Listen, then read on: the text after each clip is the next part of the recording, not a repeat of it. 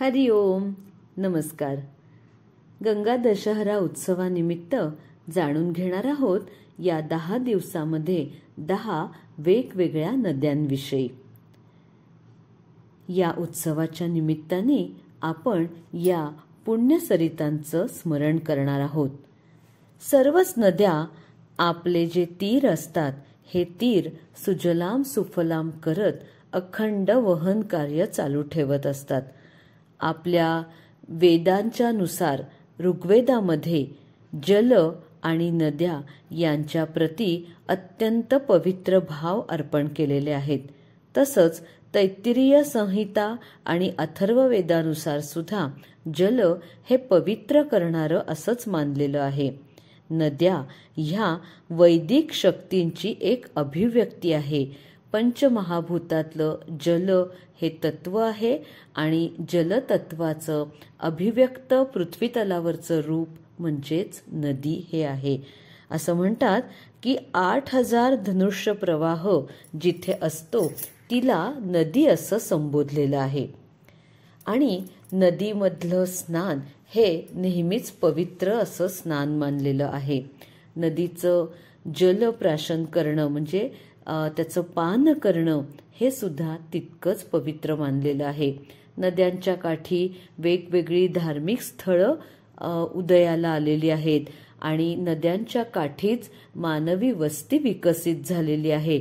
त्यामुळे पृथ्वी तलावरचं आपलं मानवी आणि अर्थातच प्राणी पशु पक्षी या सगळ्यांचं जे जीवन आहे, शिवाय वनस्पती वृक्ष या सर्वांचं जीवन हे या नदीभोवतीच कायम केंद्रित झालेलं असतं. अशा या वेगवेगळ्या नद्यांमधली आज आपण जाणून घेणार आहोत ती आहे प्रवरा नदी. ह्या प्रवरेलाच पयोधरा असंही नाव आहे. ह्या नदीविषयी अनेक काही पौराणिक कथांचे संदर्भ सुद्धा दिलेले आहेत. एका संदर्भानुसार असं सांगितलं जातं की अगस्त्य ऋषींनी जल आणि वायू ग्रहण करून दीर्घ तप केलं आणि मग त्यांना भगवान शंकर प्रगट झाले. त्यांनी आशीर्वाद दिला आणि गंगा नदीचा एक छोटा प्रवाह या प्रदेशामध्ये प्रवाहित केला, तो म्हणजे प्रवरा नदी.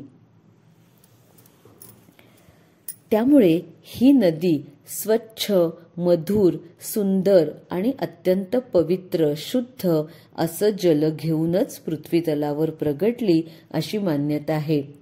एखाद्या कवीच्या भाषेत वर्णन करायचं तर कवी म्हणतात, स्वच्छ मधुर पाणी घेऊन आले तुमच्या भेटी, तहान तुमची भागविण्या बाग फुलविण्यासाठी.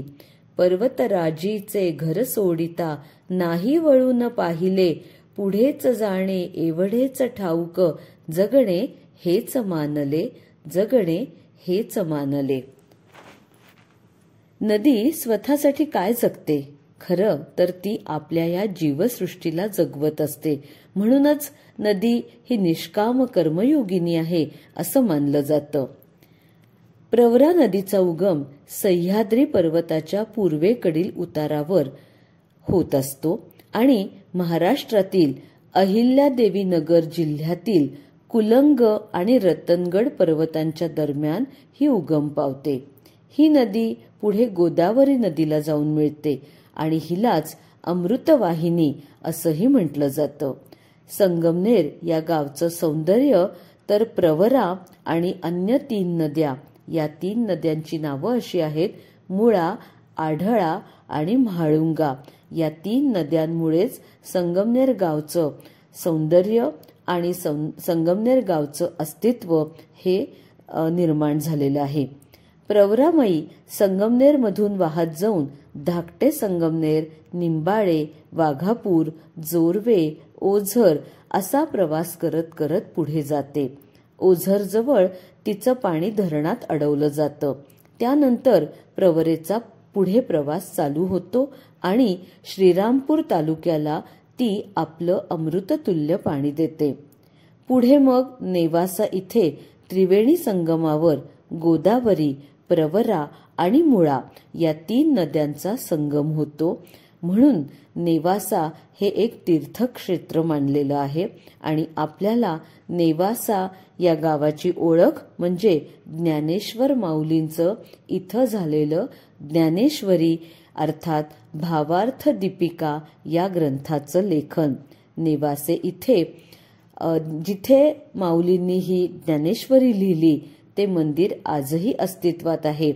तिथला ज्या खांबाला पैस खांब असं म्हणतात, ज्या ह्या खांबाला माऊली टेकून बसत होते आणि तिथं बसूनच त्यांनी ज्ञानेश्वरी अत्यंत ओघवत्या वाणीमध्ये श्रोत्यांच्या समोर कथन केली आणि ती लिहून घेणारे सच्चिदानंद बाबा हे सगळं काही ह्या सगळ्या खुणा ह्या नेवासे ह्या गावाने अतिशय सुंदररित्या जतन केलेल्या आहेत.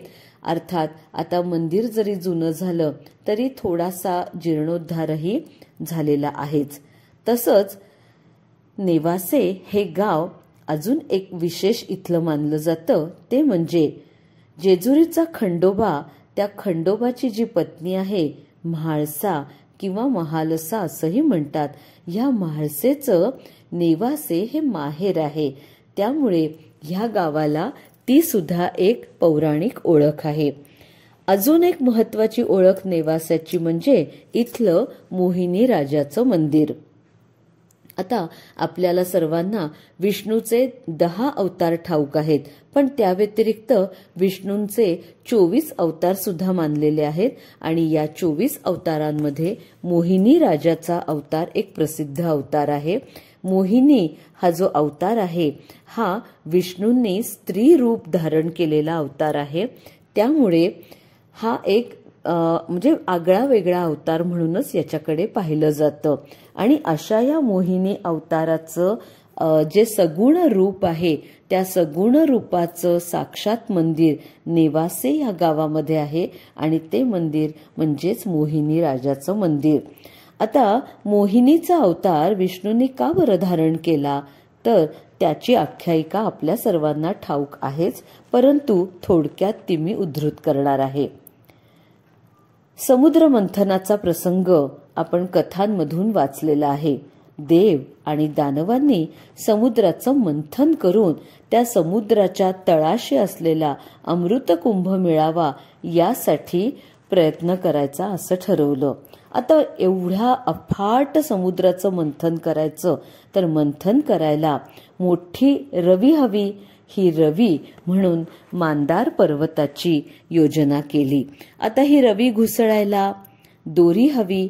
ही दोरी म्हणून वासुकी नागाची योजना केली आणि मग देव आणि दानव या दोघांनीही ह्या दोरीचं एक एक टोक धरलं आणि हे मंथन चालू झालं. आता झालं असं की ज्या बाजूला त्या म्हणजे वासुकी नागाचं तोंड होतं तर तिथून काय झालं, जोर जोरात घुसळण झाल्यामुळे त्याच्या तोंडातून विषारी असे फुटकार बाहेर पडू लागले आणि अर्थातच हे चतुर चाणाक्ष देवांच्या आधीच ध्यानात आलेलं होतं आणि म्हणूनच त्यांनी सुद्धा 2 टोकांची निवड करताना आधीच शेपटीचा भाग घेतलेला होता. शेपटी ही आपण कमी दर्जाची मानतो. एखाद्या प्राण्याचं मुख हे आपण जरा उच्च दर्जाचं मानतो. त्यामुळे राक्षसांच्या अहंकाराने त्यांना मुखाकडचा भाग धरायला भाग पडलं आणि त्यातूनच मग हे विषारी फुटकार होऊ लागले. त्याचाही त्या राक्षसांना त्रास होऊ लागला. थोड्या वेळाने काय झालं, समुद्र मंथन होत होतं आणि मग हा मांदार पर्वत मात्र या समुद्रावर आता तरंगायला लागला, मधूनच डुबायला लागला. त्यामुळे घुसळण काही उत्तमरित्या होत नव्हती.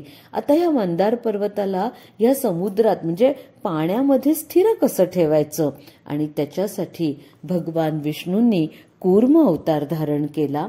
हा कूर्म अवतार हा सुद्धा अल्पकाळासाठीचाच अवतार आहे.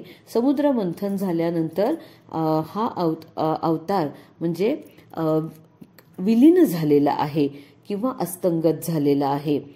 तर ह्या कूर्मानी म्हणजे विष्णूंनी कूर्माचं रूप घेतलं आणि ह्या कूर्माच्या पाठीवर हा मांदार पर्वत उभा केला. आपल्याला ठाऊक आहे कूर्म म्हणजे कासव आणि कासवाची जी पाठ आहे ती अत्यंत घट्ट म्हणजे दगडीच जणू वाटावी अशी ढाल जशी असते ना तशी मजबूत अशी असते आणि त्यावर अर्थात विष्णूंनी सुद्धा भव्य असंच हे रूप धारण केलेलं होतं की ज्याच्या म्हणजे या भव्य कुर्माच्या पाठीवर हा मांदार पर्वत स्थिरावला आणि मग त्याचं हलणं डुलणं आपोआपच कमी झालं. मग या समुद्राचं मंथन यथोचित पूर्ण झालं. आता या मंथनातून 14 रत्न बाहेर पडली आणि साक्षात अमृताचा कुंभ सुद्धा या मंथनातून प्राप्त झालेला आहे. आता कुंभ तर मिळाला, त्याच्यासाठी तर हे मंथन झालं होतं, पण आता हे अमृताचं प्राशन करायचं तर त्याचं वाटप होणं महत्वाचं होतं. आता इतक्या संख्येने तिथे देव जमलेत, इतक्या संख्येने तिथे दानव जमलेले आहेत, वाटप करावं तरी कसं करावं हाही एक मोठा पेचच तिथे पडला होता सगळ्यांना. आणि हा पेच सोडवण्यासाठी भगवान विष्णूंनी मोहिनी म्हणजे एका सुंदर अशा अप्सरेचं रूप धारण केलं आणि ही मोहिनी या देव आणि दानवांच्या तिथल्या ठिकाणी प्रगट झाली. देव आणि दानव आपापसात विचारच करत होते की कशा पद्धतीने आता ह्याचं वाटप करावं, कोणी याच्यामध्ये पुढाकार घ्यावा, सगळ्यांना तर समान येणं अपेक्षित आहे. मग मोहिनी तिथे जाऊन त्यांना म्हणाली की एवढीच छोटीशीच तर गोष्ट आहे ना, हा अमृताचा कुंभ, याचं वाटप देव आणि दानवांच्यात करायचंय. ठीक आहे ना, मी हे काम निश्चितरित्या पूर्ण करीन.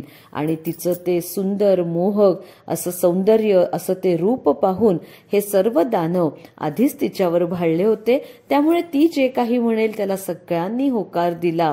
मग त्या मोहिनीनं सगळ्यांना सांगितलं की आता सर्वांनी आपण भोजनासाठी पंक्तीत बसतो त्याप्रमाणे बसावं, ओळीनी समोरासमोर 2 पंक्ती करून बसावं. मी सर्वांना या टोकापासून त्या टोकापर्यंत समान पद्धतीनं या अमृताचं वाटप करत जाईन. आणि त्याप्रमाणे 2 पंक्ती बसल्या. सर्वांनी आपल्याकडे पात्र घेतलेलं होतं, ज्या पात्रामध्ये ही मोहिनी अमृत तिथे ओतणार होती. आता सगळं सुरळीत तर सुरू झालं आहे, पण त्याच वेळेला असं झालं की राहू आणि केतू हे जे 2 पापग्रह आहेत हे सुद्धा अर्थातच दानव, आणि ह्या पापग्रहांचा मात्र थोडासा मोहिनीवरचा विश्वास पळभरासाठी उडाला आणि त्यांचं चित्त थाऱ्यावर नव्हतं. त्यांना असं वाटायला लागलं की इतके विभ्रम करत सावकाश सावकाश सावकाश येते, आपण तर अगदी पार शेवट बसलोय, कधी हो ही आपल्यापर्यंत यायची, आपल्यापर्यंत येता येता अमृत संपलं म्हणून तिने सांगितलं तर काय करावं. असं म्हणून राहू आणि केतू यांनी सूर्य आणि चंद्राच्याच प्रतिमा आपल्या मध्ये धारण केल्या. म्हणजे ते आता दिसतानाच एक म्हणजे सूर्यासारखा दिसत होता तो राहू आणि केतूसारखा दिसत होता तो चंद्र, आणि अशा पद्धतीने खोटी रूप धारण करून ते देवांच्या पंक्तीमध्ये जाऊन बसले. आणि अर्थातच त्यांच्यापर्यंत ह्या मोहिनीचं तिथे पदार्पण झालेलं आहे आणि मोहिनीनं राहूला आणि केतूला अमृत त्यांच्या त्यांच्या पात्रामध्ये वाढलेलं आहे. आणि क्षणाचाही विलंब न करता त्यांनी एक एक घोटे अमृत प्राशन केलंय. पण त्याच वेळेला जे खरे चंद्र आणि सूर्य होते त्यांचा हा प्रकार ताबडतोब ध्यानात आल्यामुळे त्यांनी मोहिनीला खूण करून सांकेतिक म्हणजे सांकेतिक खुणा करून नेमका अर्थ पोचवला. आणि मग झालं असं की सर्व देवांनी भगवान विष्णूंची आणि शिवशंकरांची आराधना केली. त्या आराधनेनंतर दोघेही प्रसन्न झालेले आहेत आणि भगवान विष्णूंनी आपल्या चक्राच्या म्हणजे सुदर्शन चक्राच्या साह्याने ह्या राहूचं धड आणि शरीर, धड आणि मस्तक हे वेगळं केलेलं आहे.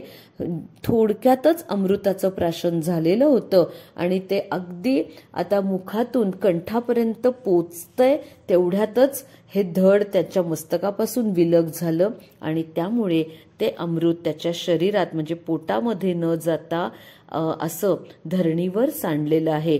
राहू हा आकाश मार्गाने आता म्हणजे जीव वाचवण्यासाठी पळायला लागलेला होता, त्यामुळे आकाश मार्गाने जाता जाताच सुदर्शन चक्रांनी पाठलाग करून त्याचं मस्तक हे धडा वेगळं केल्यामुळे ते जे त्याच्या मुखातून म्हणजे जिथे मस्तक वेगळं झालं तिथून जे काही अमृताचे कण पृथ्वी तलावर पडले त्याच अमृत कणापासून ज्या नदीचा उगम झाला पुढे, तर ती नदी म्हणजेच पयोधरा म्हणजेच प्रवरा नदी. अशा रीतीनं ह्या प्रवरेचा उगमाची कथा ही पौराणिक कथांमध्ये सांगितलेली आहे. असंही म्हणतात की प्रवरा आणि गोदावरीच्या संगमावर राहूच्या धडावर ही मोहिनी आजही बसलेली आहे आणि या मोहिनीला महालसा असं संबोधलं जातं. आणि ही महालसा म्हणजेच हे पुढे म्हाळसेचं म्हणजेच पार्वतीचंच एक रूप आहे. ही पार्वती म्हाळसा या रूपात अर्थातच खंडोबा म्हणजे शिवशंकरांची पत्नी म्हणून पुढे त्यांचा विवाह संपन्न झालेला आहे. अशा पद्धतीनं नेवासे या शहराची जी प्रसिद्धी आहे ती ह्या 3 गोष्टींसाठी, त्या म्हणजे मोहिनी राजाचं मंदिर, ज्ञानेश्वरीचं लेखन, तो पैस खांब इथे आहे, ते मंदिर इथे आहे, आणि खंडोबाच्या म्हाळसेचं हे माहेरचं घर आहे. अशा पद्धतीनं हे नेवासे शहर जे प्रवरेच्या तीरावर वसलेलं आहे, हे ह्या म्हणजे प्रवरा नदीचंही महात्म्य आहे आणि नेवासे या गावाची सुद्धा तितकीच महती झालेली आहे. श्रीराम समर्थ.